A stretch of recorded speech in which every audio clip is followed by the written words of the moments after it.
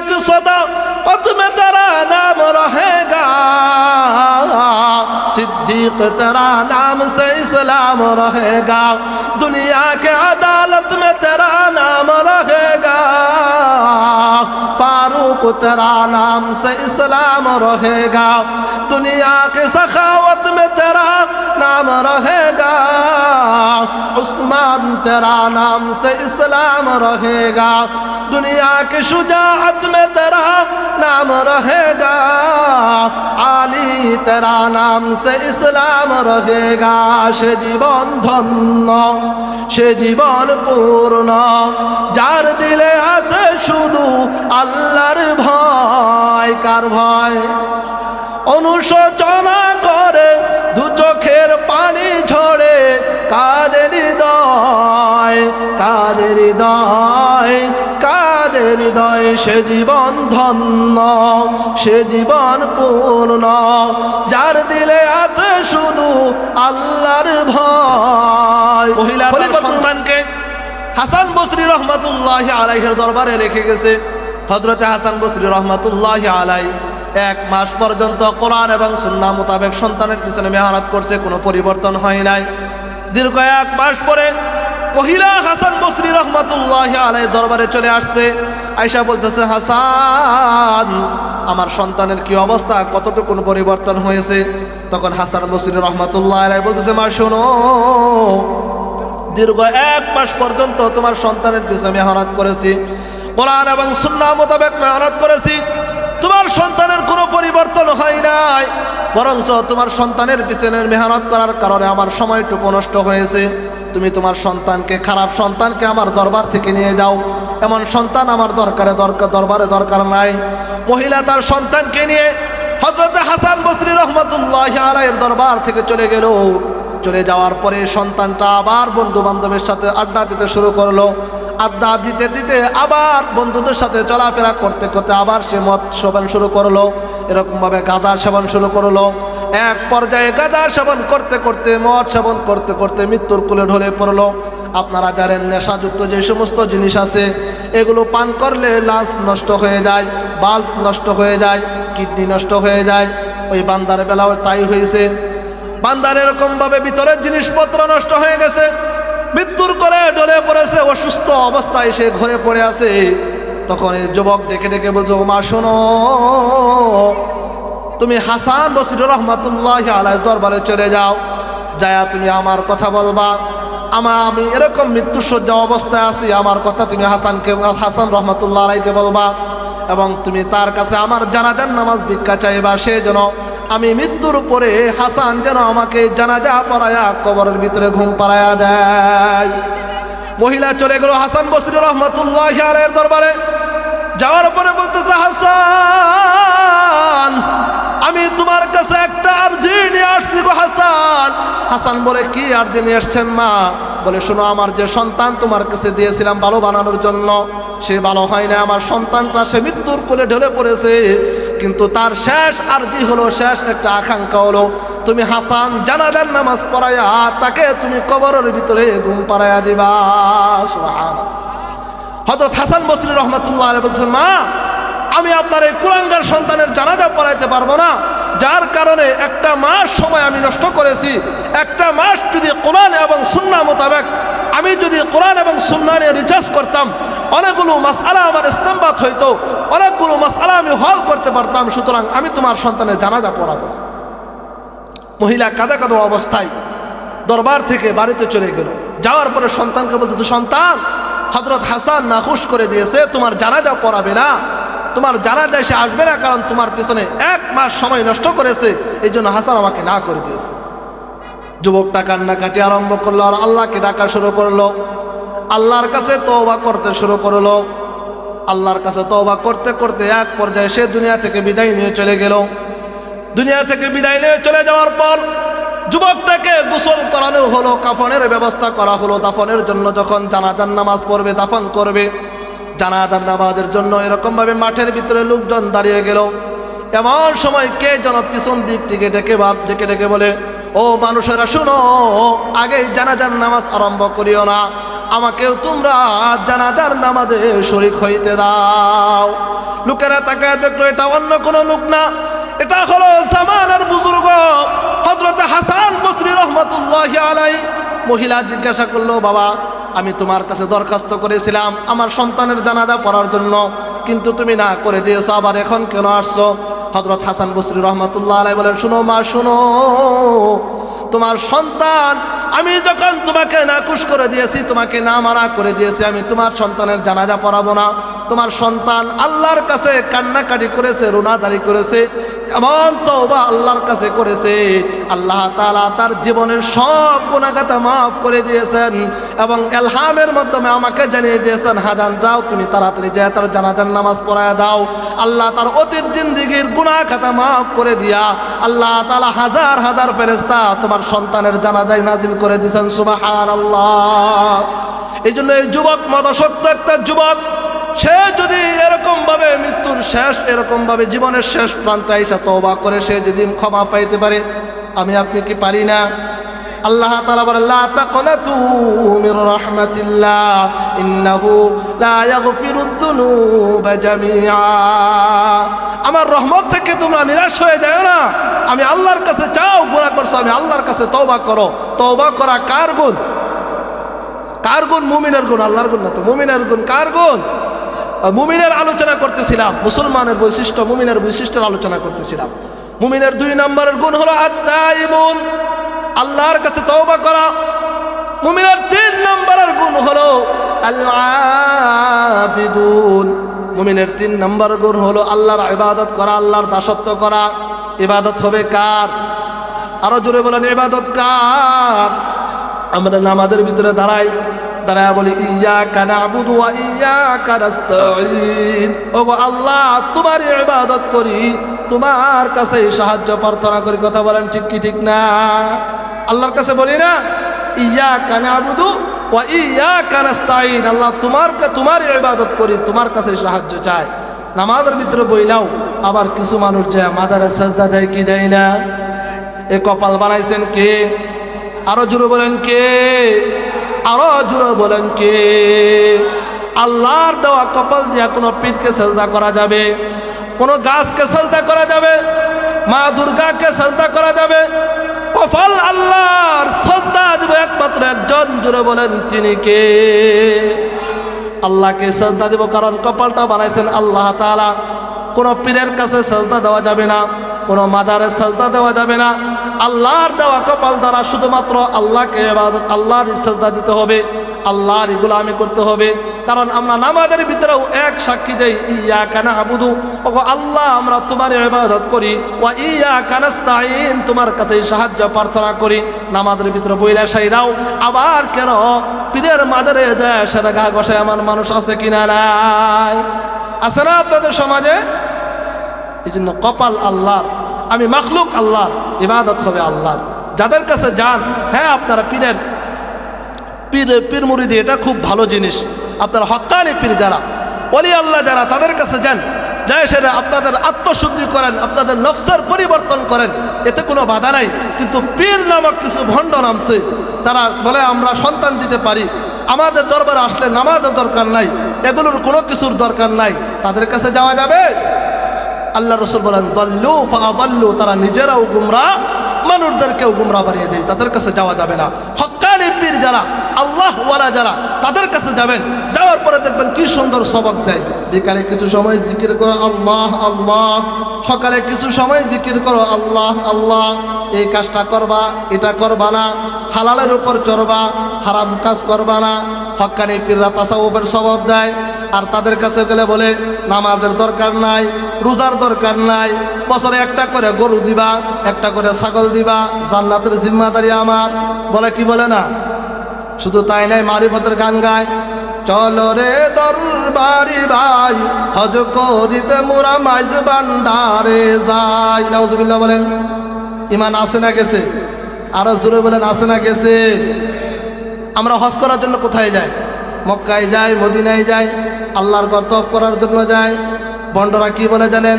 চল রে দরবারি ভাই, হজ করিতে মোরা মাইজ ভান্ডারে যাই। ভান্ডারির দরবারে গেলে আল্লাহ রাসূল দেখতে পাই, চলো রে দরবারি ভাই হজ করিতে মোরা মাইজ ভান্ডারে যাই। নাউজুবিল্লাহ।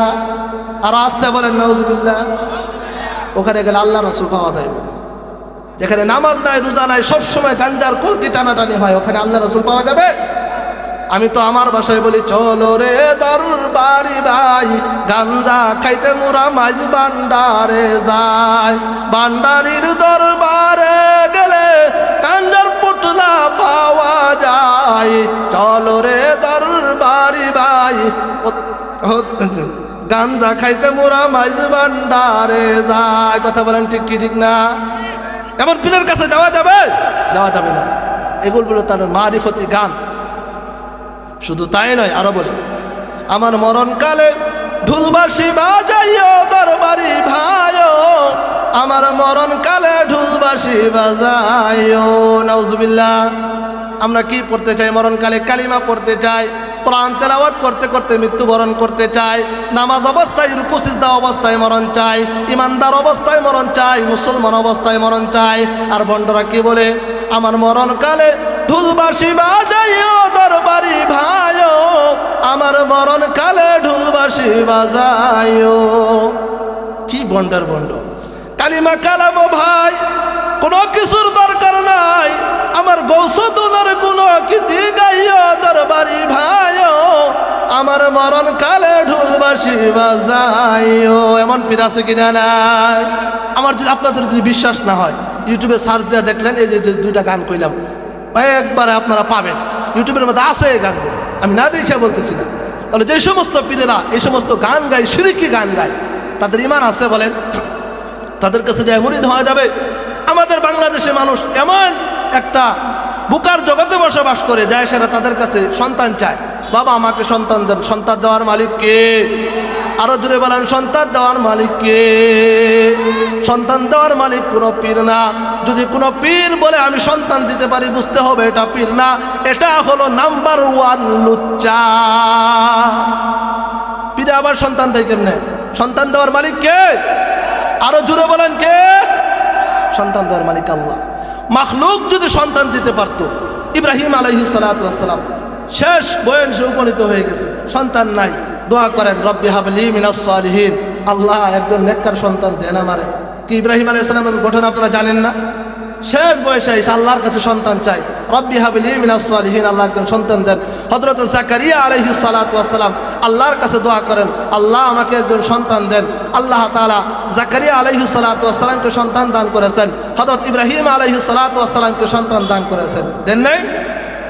আল্লাহ তাআলা বলেন, ইয়া জাকারিয়া ইন্না নুবাশশিরুকা বিগুলামিন ইসমুহু ইয়াহইয়া লাম নাজআল লাহু মিন ক্বাবলু সামিয়া।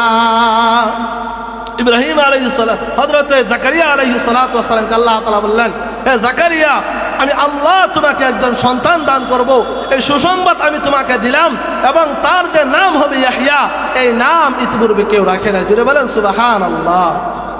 তাহলে মাখলুক যদি সন্তান দেওয়ার মালিক হইতো, ইব্রাহিম আলাইহিস সালাতু ওয়াস সালাম বৃদ্ধ বয়স পর্যন্ত সন্তানহীন থাকতেন না, হযরত জাকারিয়া আলাইহিস সালাতু ওয়াস সালাম সন্তানহীন থাকতেন না।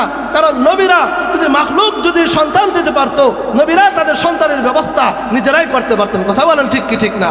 যেহেতু নবীরা যে জায়গায় সন্তান দিতে পারে নাই, কোনো পীর সন্তান দিতে পারে না। সন্তান দেওয়ার মালিক কে? সন্তান দেওয়ার মালিক না দেওয়ার মালিক কে? এই খেলা খেলাই কে? আল্লাহ। কি খেলা খেলাইলা দয়াল রে দয়াল, খেলা চমৎকার, নাপাক মানুষ বানাইয়া জমাইছ বাজার রে। কি খেলা খেলাইলা দয়াল রে, কাউরে দিলা 10টা সন্তান, থাকার জায়গা নাই। কাউরে দিলা কোটি টাকা, একটা সন্তান নাই। আছে কি না? আছে না? কাউরে দিলা 10টা সন্তান, থাকার জায়গা নাই। কাউরে দিলাম কোটি টাকা, একটা সন্তান নাই।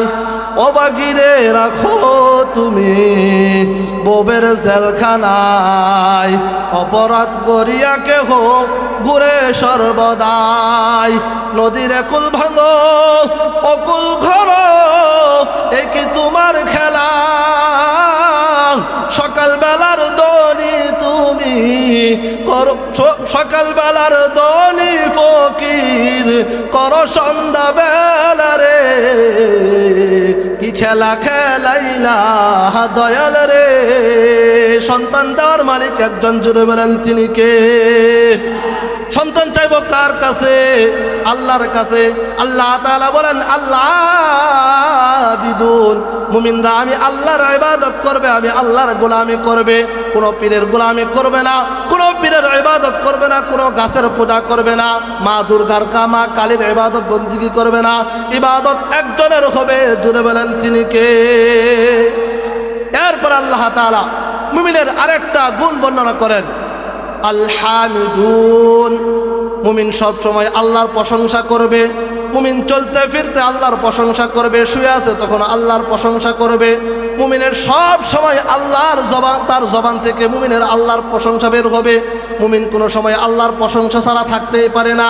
নামাজের ভিতরে দাঁড়ায়, নামাজের ভিতরে আল্লাহর প্রশংসা আছে কিনা নাই?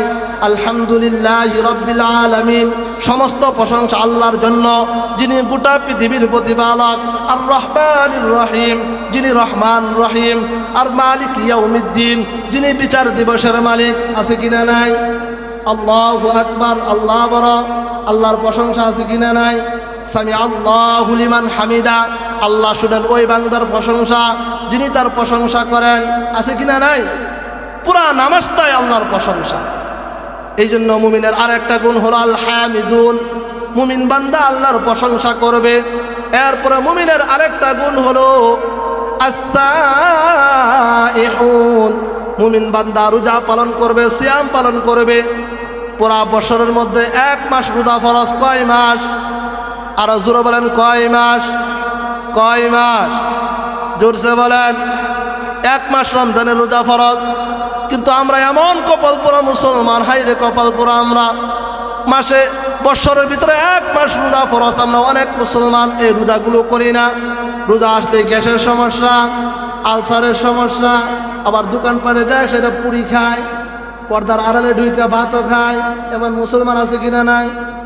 পর্দার বিধান নাজিল করছেন আল্লাহ নারীদের জন্য।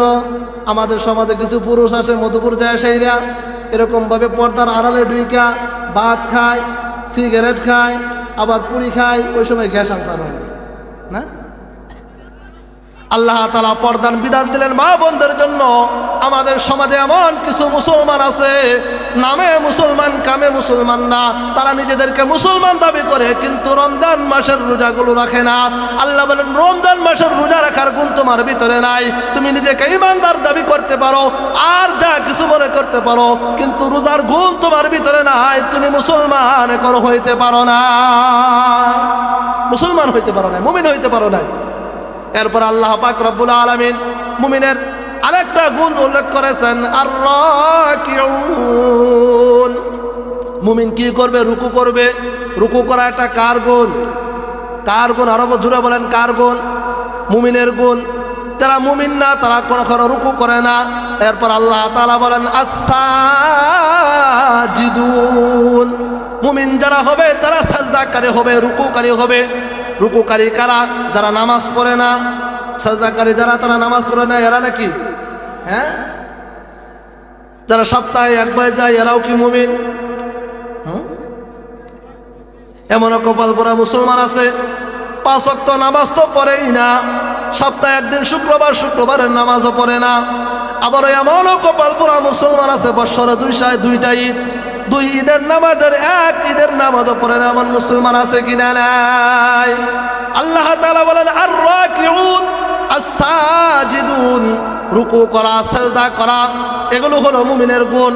রুকু করার গুণ যদি আমার ভিতরে না থাকে, সাজদা করার গুণ যদি আমার ভিতরে না থাকে, ইমানদার নিজেকে বলে দাবি করতে পারি কিন্তু ইমান আমার ভিতরে নাই। কে বলেছেন? আমি বললাম, এটা আমার কথা না, আল্লাহর কথা। আল্লাহ কোরআনে বলেছেন। এই জন্য রুকু করা সাজদা করা এটা হলো মুমিনের গুণ। যে মানুষটা রুকু করে না সাজদা করে না সে কোরআনের ভাষায় আল্লাহর ভাষায় মুমিন হইতে পারে নাই। সপ্তাহে একদিন শুক্রবারের নামাজও পড়ে না, 5 ওয়াক্ত পড়েই না, এরকম ভাবে সে এরকম মুসলমান 2 ঈদের নামাজও পড়ে না। আল্লাহ রসুল সাল্লাল্লাহু আলাইহি ওয়াসাল্লামের সাহাবী হযরতে আব্দুল্লাহ ইবনে আব্বাস রাদিয়াল্লাহু আব্দুল্লাহ ইবনে মাসউদ রাদিয়াল্লাহু তাআলা আনহু আল্লাহর রাসূল সাল্লাল্লাহু আলাইহি ওয়াসাল্লামের কাছে গিয়ে বলেন, ইয়া রাসূলুল্লাহ ইয়া হাবিবাল্লাহ, ওগো আল্লাহর রাসূল, আইয়ুল আমালি আহাব্বু ইলাল্লাহ, আল্লাহর কাছে কোন আমল সবচাইতে প্রিয়? আল্লাহর রাসূল বলেন, আস-সালাতু আলা ওয়াক্তিহা, নামাজের সময়ের প্রতি খেয়াল রেখে সময়ের প্রতি লক্ষ্য রেখে নামাজ আদায় করা এটা হলো আল্লাহর কাছে সবচেয়ে প্রিয় আমল। সুবহানাল্লাহ। ওই গুণ আমাদের আছে? আল্লাহ রাসূল বলেন, আস-সালাতু আলা ওয়াক্তিহা, সময় মতো নামাজ আদায় করা এটা হলো মুমিনের গুণ।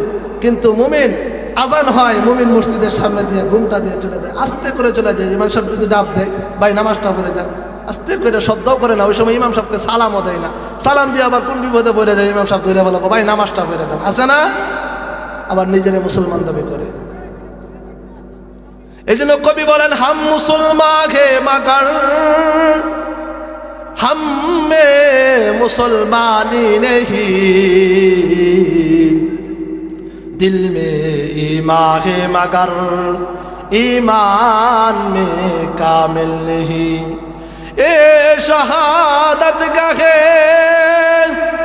उल्फत में कदम रखना है,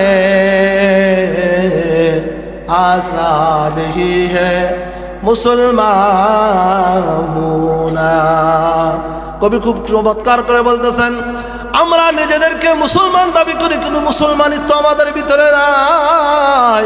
আমরা নিজেদেরকে ইমানদার বলে দাবি করি কিন্তু ইমানের গুণ আমাদের ভিতরে নাই। কথা বলেন ঠিক কি ঠিক না? আছে আমাদের ভিতরে? নামাজের গুণ আছে? নেই।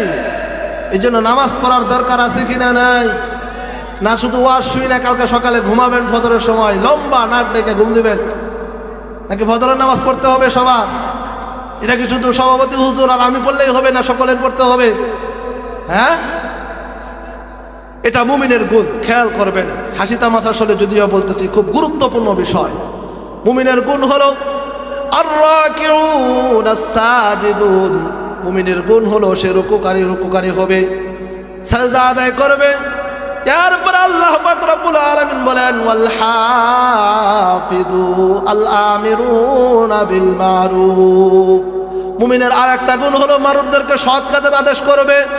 ওয়ান্নাহুনা আনিল মুনকার, মারুফদেরকে অসৎ কাজ থেকে বাধা প্রদান করবে। এটা হলো মুমিনের গুণ। আমরা অনেক মুসলমান এমন আছি, আমাদের সামনে ছেলে ফেলেরা গুনাহের কাজ করে, অন্যায় কাজ করে, খারাপ কাজ করে, আমরা ছেলেদেরকে এরকমভাবে এরকম তাদেরকে ধমক দেই না। আমরা বলি অমুকের সন্তান করতেছে, করুক, সেটা আমার কি? আমরা তাদেরকে ধমক দেই না। আল্লাহ তাআলা বলেন, তুমি সৎ কাজের আদেশ করতে পারো নাই, অসৎ কাজ থেকে মানুষদেরকে গুনাহ থেকে বাঁচাইতে পারো নাই। আল্লাহ তাআলা বলেন, ওয়ান্নাহুনা আনিল মুনকার, মানুষদেরকে নিষেধ করতে পারো নাই, অশ্লীল কাজ থেকে বাধা প্রদান করতে পারো নাই। তোমরা খাঁটি মুমিন এখনো হইতে পারো না, ঠিক কিনা? অনেক সময় দেখবেন এলাকার ভিতরে ডিজে পার্টি হয়, এরকমভাবে গান বাজনা হয়। যদি বলা হয় যে চলো যাই, ইমাম সাহেব বলে চলেন যাই, আমরা একটু বাধা দিয়ে আসি, কারণ এটা সমাজের ভিতরে অনৈতিক কাজ। তখন আমরা বলি অমুকের ছেলে বাজাইতেছে, এটা অমুকেই বাধা দেয় না, আমি কি করব? আমার কি করার আছে? আপনি মুসলমান না? আপনি ইমানদার না? আপনি যদি ইমানদার হয়ে থাকেন অবশ্যই অবশ্যই আপনার জন্য জরুরি হলো সেখানে যাওয়া, যায় সেরে ডেস্ক বন্ধ করা, এটা আপনার ইমানই দায়িত্ব। কথা বলেন ঠিক কি ঠিক না? আল্লাহ বলেন, আল আমিরুন ওয়ান্নাহুনা আনিল মুনকার, সৎ কাজের আদেশ করবা, অসৎ কাজ থেকে মানুষদেরকে বিরত রাখবা। এরপর আল্লাহ তাআলা বলেন, ওয়াল হাফিজুনা লিহুদুদিল্লাহ, আল্লাহর যে সীমারেখা আছে এটাকে সংরক্ষণ করবা, এটার হেফাজত তোমরা করবা। আল্লাহর হুদুদ হলো আল্লাহ তাআলা যেটাকে আদেশ করেছেন সেটা তোমরা মানবা, আল্লাহ তাআলা যেটাকে নিষেধ করেছেন সেটা থেকে বিরত থাকবা, আল্লাহ তাআলা যেটাকে ফরজ করেছেন ফরজ হিসাবে মানবা, যেটাকে হারাম করেছেন হারাম হিসাবে মানবা। এটাই হলো আল্লাহর সীমা রেখাকে হেফাজত করার শামিল। সুবহানাল্লাহ। আল্লাহ তাআলা বলেন এই গুণগুলো যার ভিতরে থাকবে এরাই হলো প্রকৃত পক্ষে মুমিন, এরাই হলো নির্ভেজাল ইমানদার। এরপরে আল্লাহ তাআলা বলেন ওয়াবাশশিরিল মুমিনিন, ও গো আমার রাসূল আপনি এই সমস্ত গুণওয়ালা বান্দাদেরকে জানিয়ে দেন তাদের জন্য রয়েছে আমি আল্লাহর পক্ষ থেকে জান্নাতের সুসংবাদ। সুবহানাল্লাহ। এই জন্য এই গুণগুলো আমাদের অর্জন করার দরকার আছে কিনা নাই? আরো জোরে বলেন আছে কিনা নাই? আল্লাহ তাআলা আমাদের সবাইকে তৌফিক দান করুন, সকলে বলে আমিন।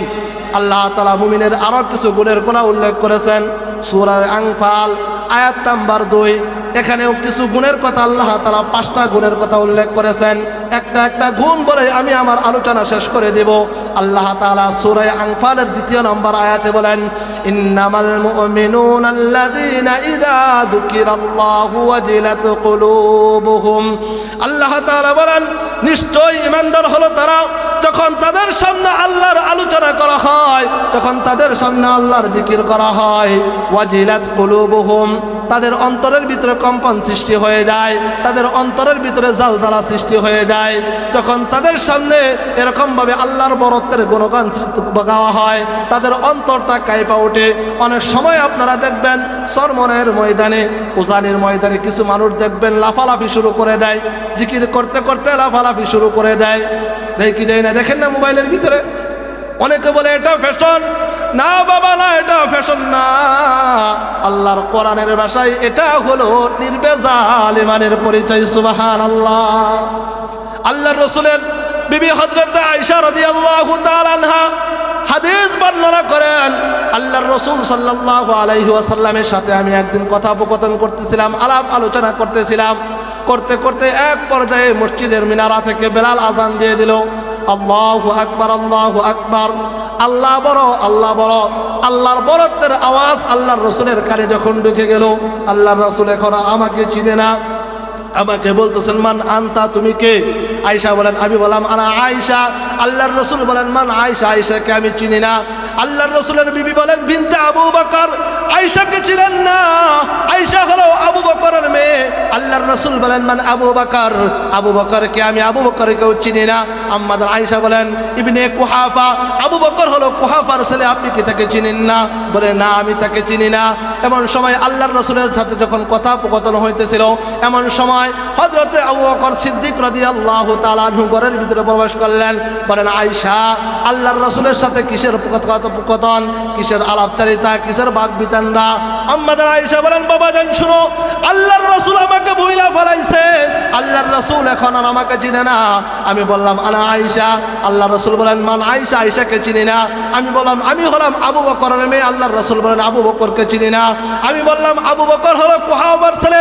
আল্লাহর রাসূল বলেন আমি কুহাফাকে চিনি না। আবু বকর বলেন আয়েশা আর কথা বাড়াইও না, ওই যে মসজিদে মিনারা থেকে আল্লাহু আকবার আল্লাহু আকবার, আল্লাহ বড় আল্লাহ বড়, আল্লাহর বরত্বের আওয়াজ আল্লাহর রাসূলের কানের ভিতরে ঢুকে গেছে। আল্লাহর রাসূলের অন্তর আর ঘরের ভিতরে নাই, আল্লাহর রাসূলের অন্তর মসজিদের ভিতরে চলে গেছে। সুবহানাল্লাহ।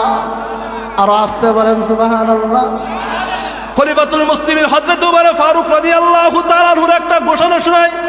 খলিফাতুল মুসলিমিন হযরত ওমর ফারুক রাদিয়াল্লাহু তাআলা আনহু তৎকালীন জামানায় বাদশা। আমাদের সরকারদের তো কত গার্ড লাগে, সিকিউরিটি লাগে, কত কিছু লাগে, কিন্তু খলিফাতুল মুসলিমিন হযরত ওমর এমন একজন বাদশা ছিলেন তার কোনো সিকিউরিটির প্রয়োজন ছিল না, গার্ডের প্রয়োজন ছিল না, এরকমভাবে তার কোনো হিসাব রক্ষক ছিল না। সারাদিন ভর তিনি রাষ্ট্রের কাজ করতেন, সারাদিন ভর রাষ্ট্রের কাজ করার পরে রাত্রিবেলা হিসাব নিয়ে বৈশা যাইতেন কোন জায়গায় কত টাকা খরচ হয়েছে। রাত্রিবেলা যখন বৈশা গেছেন একদিন, কুপি বাতি জ্বালাইয়া সুন্দর করে বৈশা গেছেন। তৎকালীন জামানায় লাইটিংয়ের ব্যবস্থা ছিল, কারেন্ট ছিল, হেজাক বাতি ছিল, কোনো কিছুই ছিল না। কুপি বাতি জ্বালাইয়া খলিফাতুল মুসলিমিন হিসাব নিয়ে বৈশা গেছেন। গভীর রজনী সমস্ত পশু পাখিরা ঘুমায়, সমস্ত মানুষ ঘুমায়। এমন সময় হযরত আলী রাদিয়াল্লাহু তাআলা আনহু খলিফাতুল মুসলিমিন হযরত উমরের দরবারে চলে গেছেন, যায় সেই রাত দরজার ভিতরে নক করছেন। নক করার পরে সালাম দিলেন, আসসালামু আলাইকা ইয়া আমিরুল মুমিনিন। হে আমিরুল মুমিনিন, আপনি আমার সালাম গ্রহণ করুন। বলেন, কে? কো আমি আলী। এই গভীর রজনীতে তুমি কেন আসছো? কো আপনার সাথে একটা পরামর্শ করার জন্য আসছি। কো কিসের পরামর্শ করবা? এটা কি রাষ্ট্রের কোনো পরামর্শ, নাকি প্রজাদের কোনো পরামর্শ, নাকি তোমার ব্যক্তিগত কোনো পরামর্শ? হযরত আলী বলেন, এটা রাষ্ট্রের কোনো বিষয় না, প্রজাদেরও কোনো বিষয় না, এটা হলো আমি আলীর ব্যক্তিগত একটা বিষয়। সঙ্গে সঙ্গে খলিফাতুল মুসলিমিন ফু দিয়া বাতিটা অফ করে দিয়েছেন। মেহমান আসলে আমরা বাতি জ্বালাই না, অফ করে দেই। রাত্রিবেলা মেহমান আসলে বাতি জ্বালাই না, কিন্তু উমরের দরবারে মেহমান আসলে আলী বাতি অফ করেছে। তাও আলী সাধারণ কোনো সাহাবী না, হযরত আলী সাধারণ কোনো সাহাবী নয়। আল্লাহর রাসূল সাল্লাল্লাহু আলাইহি ওয়াসাল্লাম আলীকে বলেন, আলী শোনো, জান্নাতে তোমার ঘরটা আমি রাসূলের ঘরের সামনাসামনি হবে। সুবহানাল্লাহ। আর আস্তে কোন। আল্লাহ রাসূল বলেন, আলী শোনো, জান্নাতে তোমার ঘরটা আমার ঘরের সামনে হবে। আলী সাধারণ কোনো সাহাবী নয়। আল্লাহর রাসূল বলেন, শাবাব আহলিল জান্নাহ, জান্নাতের দুজন সর্দার হবে হযরত হাসান এবং হুসাইন রাদিয়াল্লাহু তাআলা আনহুর বাবা। এরকম খাতুনে জান্নাত, জান্নাতি মহিলাদের সর্দারনি হবে ফাতেমা। ফাতেমার স্বামী হলেন হযরত আলী। আল্লাহর রাসূল বলেন, আলা মাদিনাতুল ইলম ওয়া আলিয়ুন বাবুহা, আমি হলাম ইলমের শহর, আর আমার ইলমের শহরের প্রধান ফটক হলো হযরত। আমি আপনার দরবারে আসলাম আর আপনি বাতিটা অফ করে দিলেন। কেন অফ করে দিলেন? খলিফাতুল মুসলিমিন হযরত উমর বলেন, আলী শুনো, এই যে বাতিটা জ্বলতেছে এটা আমার ব্যক্তিগত কোনো বাতি না, এটা হলো রাষ্ট্রের বাতি। যে হিসাবটা আমি করতেছি এটা হলো রাষ্ট্রের হিসাব। বাতির ভিতরে যে তৈল আছে, তৈলটাও আমার ব্যক্তিগত টাকার কিনা না, তৈলটাও রাষ্ট্রের কিনা। এখন যদি তোমার সাথে আমার ব্যক্তিগত মশওয়ারা করতে যায়, যদি রাষ্ট্রের বাতির অপচয় করি, আদালতে কিবরিয়া যখন কায়েম হয়ে যাবে, আল্লাহর আদালত যখন কায়েম হয়ে যাবে, আমি উমরকে আল্লাহর কাঠ গড়ায় দাঁড়াইতে হবে। কেমন ছিল তাদের ভয়?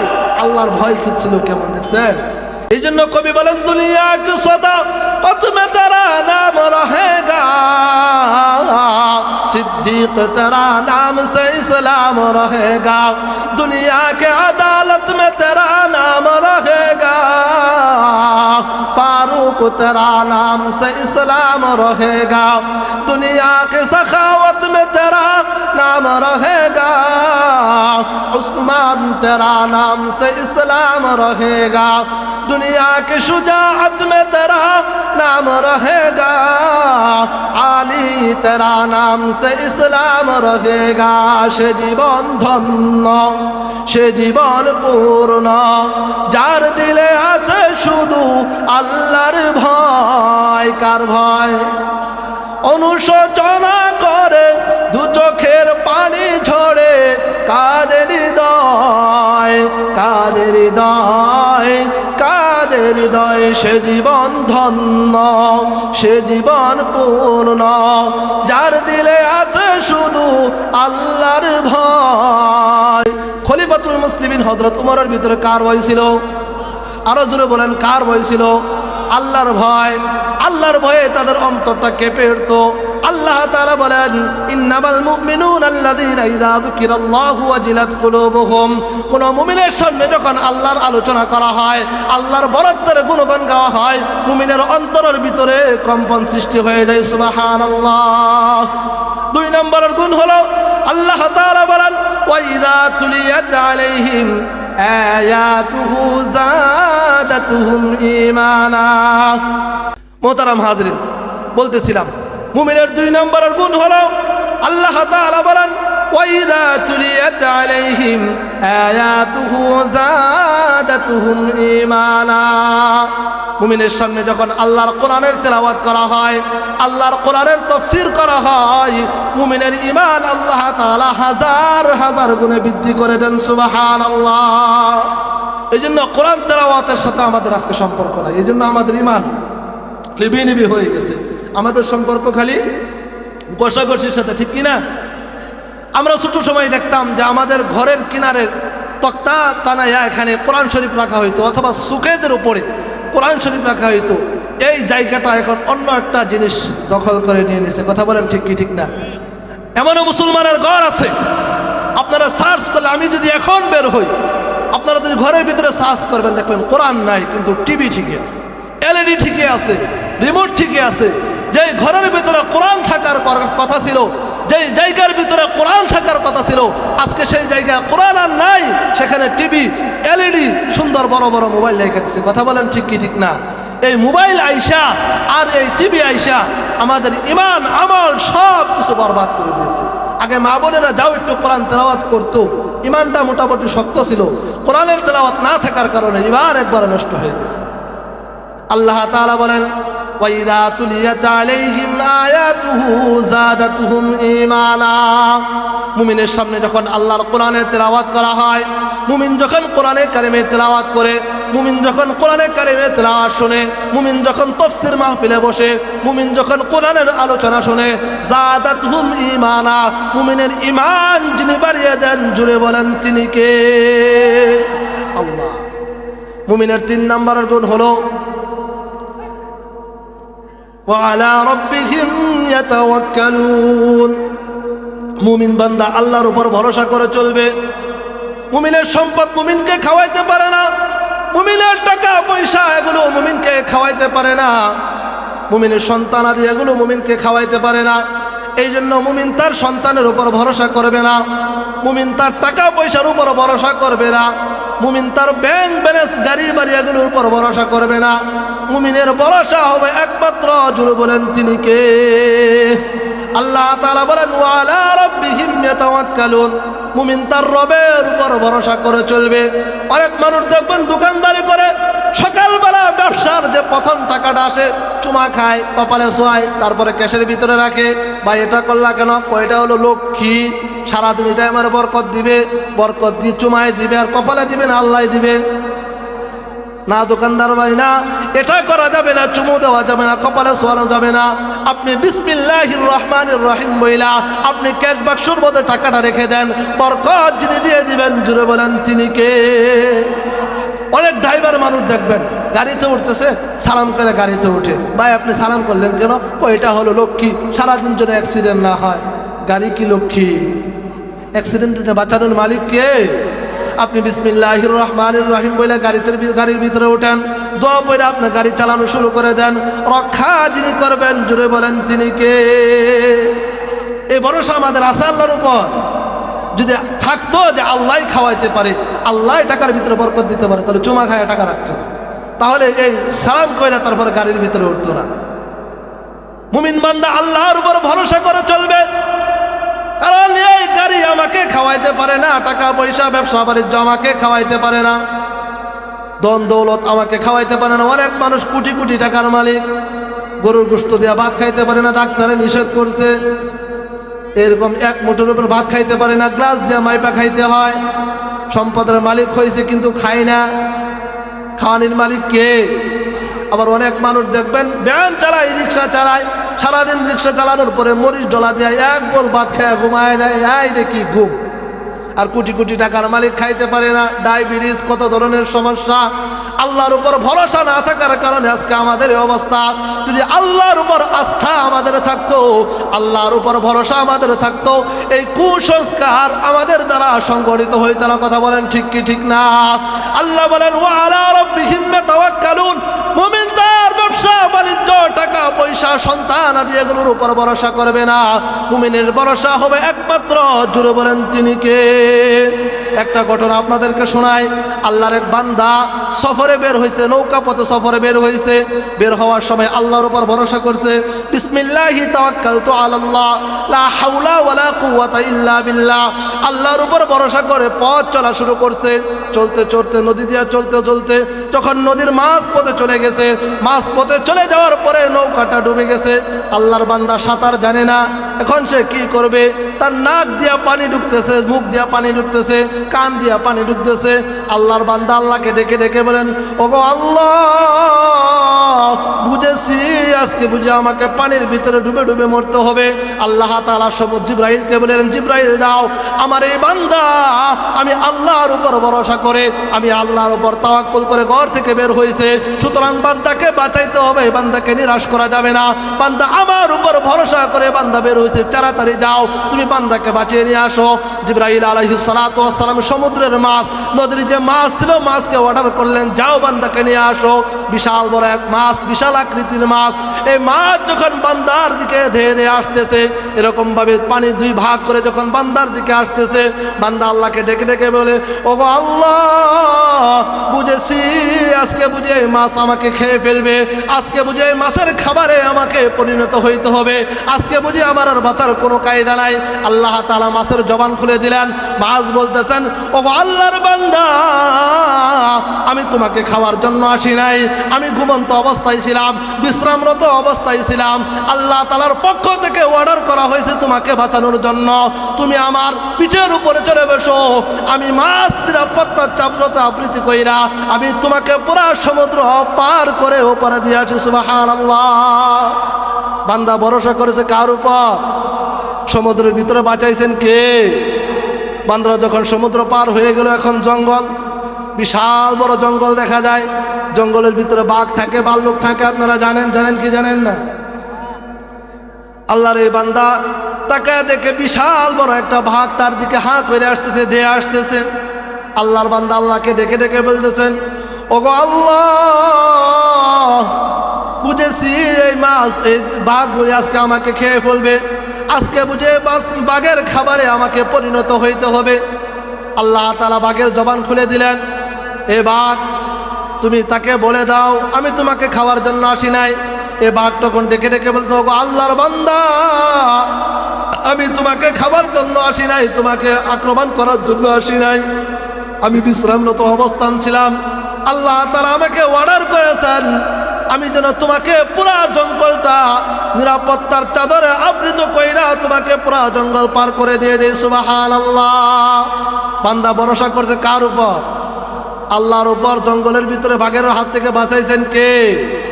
এই জন্য আল্লাহর উপর ভরসা করলে আল্লাহ দিতে পারে কি পারে না? আরো জুড়ে বলেন। এই জন্য সন্তান কি আমার খাবার দিতে পারে, টাকা পয়সা খাবার দিতে পারে, ধন দৌলত খাবার দিতে পারে। অনেকের কাছে মসজিদ মাদ্রাসা টাকা চাইতে গেলে বলে, হুজুর টাকা খুব কষ্ট করে কামাইছে। কয় না? কয় কি কয় না? টাকা কি আপনি কামাইছেন না আল্লাহ দিছে? আরো জোরে বলেন।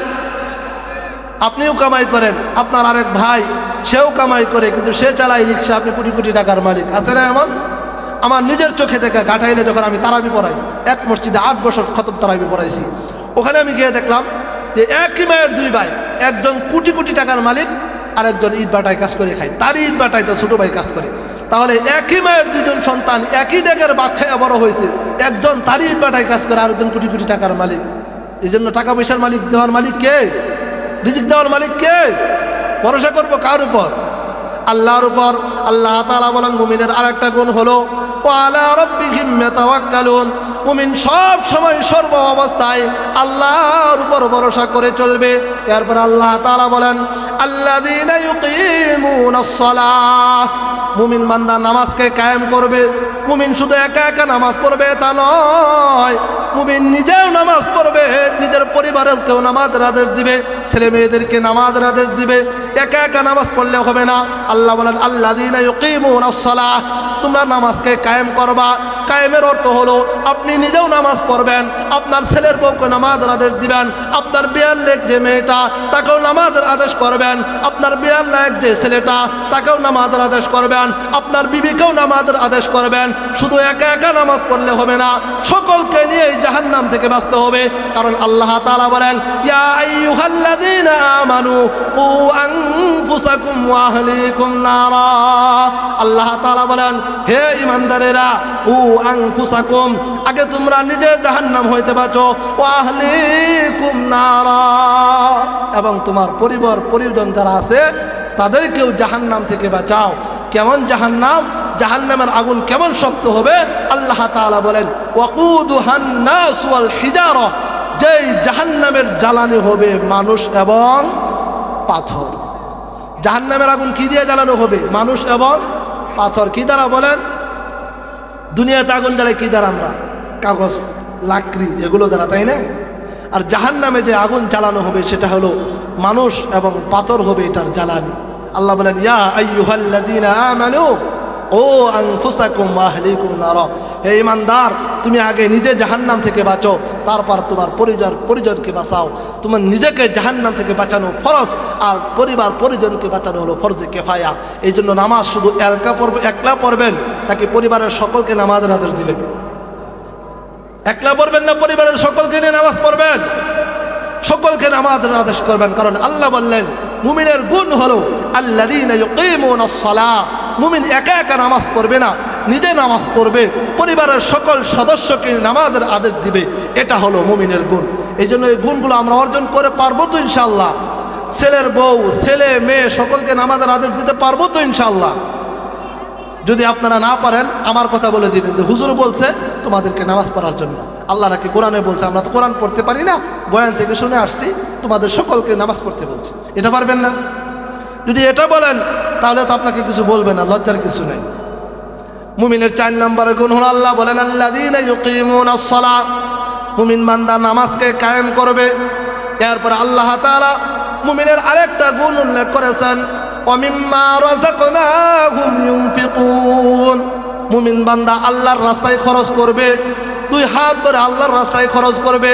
আল্লাহ তাআলা বলেন আমি মুমিন বান্দাকে যে ধন সম্পদ দান করেছি সেটা থেকে নিজে খরচ করবে, আবার এটা থেকে আমি আল্লাহর রাস্তায় খরচ করবে। এটা হলো মুমিনের গুণ। অনেক মানুষ আছে একেবারে কুনজুস, কি বলে আমাদের ভাষায় কুনজুস বলে, আপনাদের মধুবরের ভাষায় কি বলে আমি জানি না। অনেক মানুষ আছে টাকা পয়সা আল্লাহর রাস্তায় দিতেই চাই না, একেবারে কারুনের মতো। কারণ এমন কিপটা ছিল, টাকা পয়সার কোনো কিছুর অভাব নেই। আপনারা জানেন পৃথিবীর মধ্যে সবচাইতে ধনী ছিল কারুন, এমন সম্পদ তার ছিল।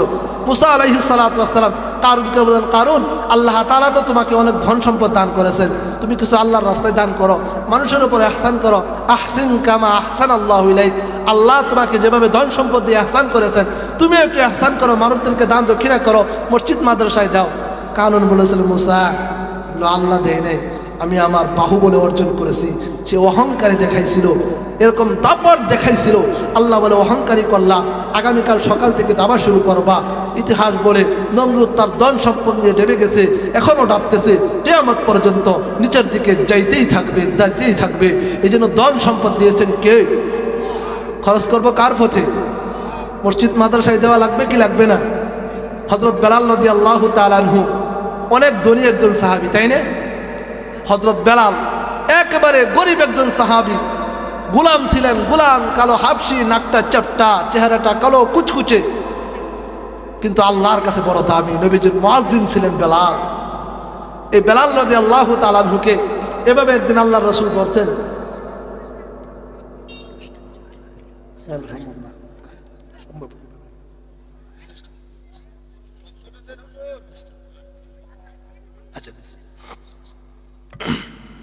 তো হযরত বেলাল রাদিয়াল্লাহু তাআলা আনহুকে আল্লাহর রাসূল সাল্লাল্লাহু আলাইহি ওয়াসাল্লাম এভাবে হাতের ভিতরে ধরলেন। ধরার পরে বলতেছেন আনফিক ইয়া বেলাল, হে বেলাল তুমি আল্লাহর রাস্তায় খরচ করো। লা তাখশা দিল আরশ কিলালা, দারিদ্রতাকে ভয় করিও না। হে বেলাল আল্লাহর রাস্তায় খরচ করো, দারিদ্রতাকে ভয় করিও না। একবেলার খাবার তোমার কাছে আছে, এখান থেকে কিছু মানুষদেরকে দিয়ে দাও। এরকম কিছু টাকা তোমার কাছে আছে, এখান থেকে কিছু টাকা আল্লাহর রাস্তায় দিয়ে দাও। দারিদ্রতাকে ভয় করিও না। এখানে কি এমন মানুষ কেউ আছেন বেলালের চাইতেও গরিব? আছেন কেউ? আছেন? নেই। এই জন্য আল্লাহর রাস্তায় খরচ করা দরকার আছে কিনা নাই? মসজিদ মাদ্রাসা এতিমখানা আপনারা দান করবেন। আল্লাহ পাক রব্বুল আলামিন মুমিনের 5 নম্বরের গুণ উল্লেখ করলেন, ওয়া মিম্মা রাযাকনাহুম ইউনফিকুন। মুমিন বান্দা আল্লাহর রাস্তায় খরচ করবে। আল্লাহ তাকে যে সম্পদ দান করেছেন এই সম্পদ থেকে আল্লাহর রাস্তায় দান করতেই থাকবে, কারণ সম্পদ দেওয়ার মালিক কে? এই জন্য খরচ করব কার পথে? আল্লাহর পথে। আল্লাহ তাআলা বলেন এই 5টা গুণ যদি কারো ভিতরে থাকে আল্লাহ তাআলা এই বান্দাকে মুমিনের সার্টিফিকেট দান করেন।